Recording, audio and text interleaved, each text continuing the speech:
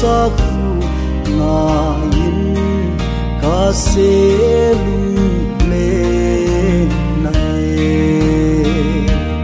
humgam nuama kholam ava mangpa enagam nuama khun kholam tavang guaina kala kei anton kal muan na mun siang ding ing mang pan chi ding tu tenwa ma kho na di ngai no ta siang siang lấy palun a bua sagam ka mun sia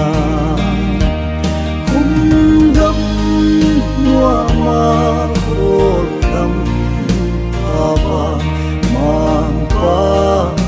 enagam nuwa ma khun kholam tavang guaina kala kei anton kal muan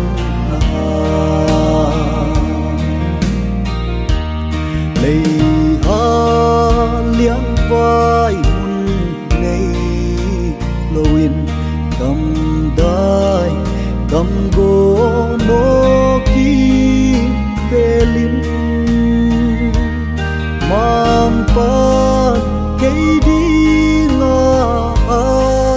quát sa khol đâm ta vang lui gala khung gam nuwa ma khol đâm ta vang mang pa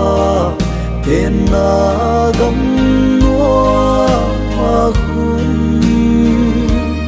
kholam tavang guaina gala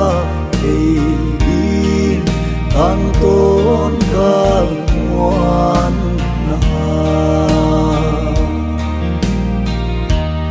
zai oi bawi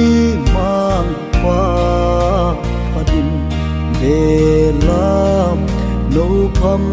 hing thâu kia khu về lâu in hin pe kia van chi ngoa mun lung kham pe